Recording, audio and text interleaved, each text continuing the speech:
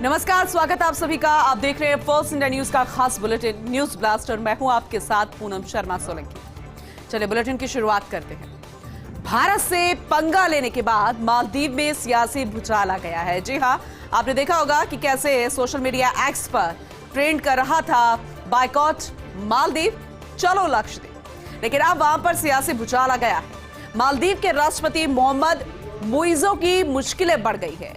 राष्ट्रपति मोहम्मद मुइज़ो के खिलाफ अविश्वास प्रस्ताव लाने की तैयारी है। मालदीवियन डेमोक्रेटिक पार्टी से अली अजीम ने अपील भी की है।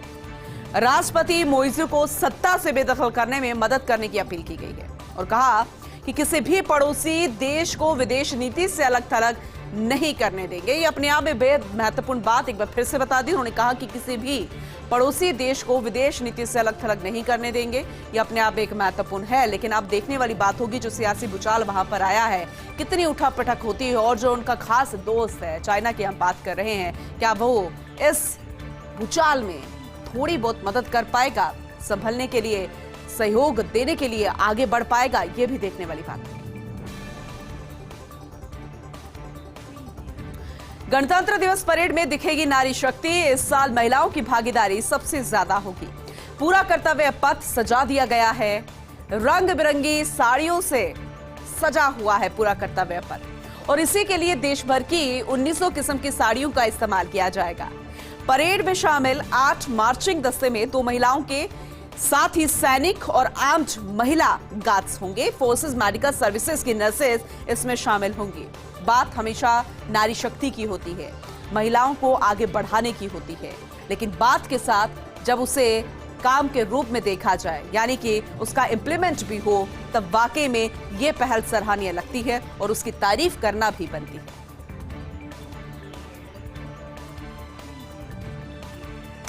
आईपीएस रश्मि शुक्ला की होम कैडर में वापसी। केंद्र सरकार ने आईपीएस रश्मि शुक्ला को रिलीज कर दिया है। रश्मि शुक्ला को नियुक्त किया गया है महाराष्ट्र की डीजीपी। सशस्त्र सीमा बल की डीजी के रूप में पदस्थ थी रश्मि शुक्ला। 1986 बैच की महाराष्ट्र कैडर की आईपीएस है रश्मि शुक्ला। 2005 बैच तेलंगाना कैडर की आईएएस मनिका राज को उन्होंने मूल कैडर में भेजा है, जबकि आईएफएस ईशा श्रीवास्तव को नियुक्त किया गया संयुक्त सचिव के रूप में। पेट्रोलियम और प्राकृतिक गैस मंत्रालय में संयुक्त सचिव नियुक्त किया गया है। ये एक अहम जिम्मेदारी उन्हें सौंपी गई है। आईपीएस रश्मि शुक्ला की होम कैडर में वापसी कर दी गई है। अब वापसी के बाद कितनी गर्मजोशी के साथ वो अपनी इस जिम्मेदारी को संभालती नजर आएंगी, ये देखने वाली बात भी होगी। इसके अलावा जो और बदलाव किया गया है वो भी फर्स्ट इंडिया आपको जानकारी दे रहा है। चलिए अब बात करेंगे विपक्षी दल के महागठबंधन आईएनजीआई की। लेकिन सवाल ये कि आखिर वो किस ओर जा रहा है। कई राज्यों में गठबंधन को लेकर असमंजस जैसी स्थिति अभी भी बनी हुई है। अब एक बार फिर से बंगाल में दीदी ने 40 सीटों पर प्रत्याशी उतारने की तैयारी कर दी है, जबकि कांग्रेस को सिर्फ 2 ही सीटें देने पर अड़ी हुई है। जबकि कांग्रेस नेता अधीर रंजन कह चुके हैं कि 5 सीटें कांग्रेस अपने ही दम पर निकालने की बात कह चुके हैं। इस बीच कांग्रेस नेताओं को राहुल गांधी की न्याय यात्रा से उम्मीद है। ममता से 9 से 10 सीटों की मांग कर सकते हैं राहुल गांधी। 2019 चुनाव में टीएमसी ने 22, बीजेपी ने 18 और कांग्रेस ने 2 सीटें जीती थी। लेकिन जहां पर हर कोई प्रधानमंत्री नरेंद्र मोदी को आड़े हाथ लेता नजर आ रहा है और सिर्फ उस कुर्सी की तरफ देख रहा है, यानी कि प्रधानमंत्री की कुर्सी की तरफ, और अपना अपना फेस आगे करता नजर आ रहा है, चाहे दबी जुबान से कहें या फिर किसी और के थ्रू कहें। लेकिन देखने वाली बात होगी कि ये महागठबंधन लोकसभा चुनावों से पहले क्या एकजुट रह पाएगा, जिसे लेकर बड़े बड़े दावे किए जा रहे हैं। बर्फबारी को तरसी घाटी। जी हां, तापमान माइनस में है लेकिन बर्फबारी नहीं हो रही। ये वाकई में मौसम का एक चौंकाने वाला वाकया। मौसम का मिजाज बदला है, ठंड बहुत ज्यादा है, टेम्परेचर लगातार डाउन हो रहा है, तापमान माइनस में है लेकिन बर्फबारी नहीं हो रही। गुलमर्ग, सोनमर्ग, पिछले साल 2 से 5 फीट यहां पर बर्फ पड़ी थी। हालांकि इन दिनों सूखे मैदान है वहां, इस कारण 10 से 12% तो यहां पर कैंसिल हो चुके हैं। यानी कि हम टूरिज्म सेक्टर की बात कर रहे हैं और पूरे हिमालय रीजन की हम बात कर रहे हैं। उत्तराखंड की बात कर ले, हिमाचल की बात कर ले, यहां पर भी बर्फ ना के बराबर। और ऐसे में वेदर रिपोर्ट आने वाले समय में क्या होगी, जो वेदर साइंटिस्ट हैं उनका क्या कुछ कहना है इस पूरे मसले पर, ये भी देखने वाली बात होगी कि आखिर रिपोर्ट में क्या कुछ निकल कर आता है, क्योंकि ठंड बहुत ज्यादा है, टेम्परेचर लगातार गिर रहा है, लेकिन बर्फ नहीं पड़ रही। गठबंधन की लोकसभा चुनाव की तैयारी, जैसे कि हम लगातार जिक्र कर रहे हैं, महाराष्ट्र में अब सीट शेयरिंग फॉर्मूला तय हो रहा है। चाहे हम बंगाल की बात कर रहे थे या फिर अन्य राज्यों की बात कर रहे थे कि वहां पर कितने प्रत्याशी उतारे जाएंगे, कांग्रेस की भी हम बात कर रहे थे कितनी सीट्स की बात, लेकिन अब महाराष्ट्र को लेकर एक अहम बैठक और वहां सीट शेयरिंग फॉर्मूला तय किया गया है कि 20-20 सीटों पर कांग्रेस और शिवसेना लड़ेगी, यानी कि यूबीटी। वहीं एनसीपी शरद पवार 6 सीटों पर लड़ेगी। ये एक साथ सभी विपक्षी दलों का महागठबंधन है जो कि लगातार बैठकें कर रहा है लोकसभा चुनावों से पहले, और कहां पर कितनी सीट्स पर प्रत्याशियों को उतारना है, किसके कितने प्रत्याशी होंगे, इस पर अब बैठकें चल रही है। बात हम महाराष्ट्र की कर रहे हैं।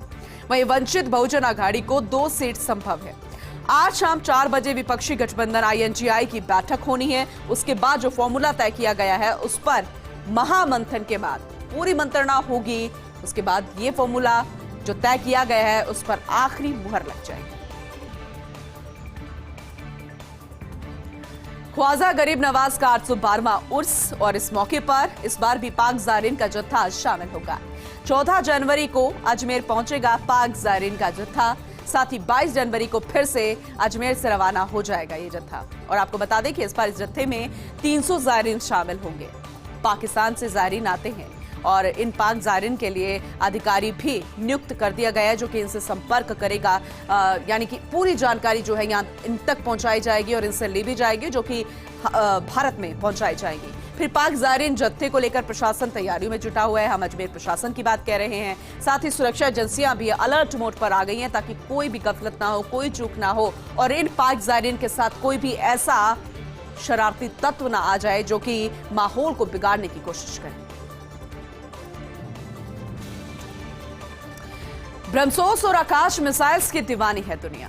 ये हम इसलिए कह रहे हैं क्योंकि लैटिन अमेरिका, खाड़ी एशियाई देशों में ये दीवानगी देखने को मिल रही है और विदेशों में भारतीय हथियारों की मांग बढ़ रही है। जी हां, विश्वसनीयता पर खरे और सस्ते हैं भारतीय हथियार। बिल्कुल, सबसे बहुत अहम बात है क्योंकि जहां बात बड़े बड़े हथियारों की आती है और ऐसे में जब देश में बने, भारत देश में बने उन हथियारों पर विश्वास जताया जाए तो फिर गर्व करना लाजमी है। विश्वसनीयता पर खरे उतर रहे हैं भारतीय हथियार और सबसे खास बात यह कि ये सस्ते भी है, जैसे कि रडार, सिमुलेटर, मिसाइल, बाजी ओवर, इन सब की मांग बहुत ज्यादा बढ़ रही है। तो ब्रह्मोस और आकाश मिसाइलों की दुनिया दीवानी हो रही है।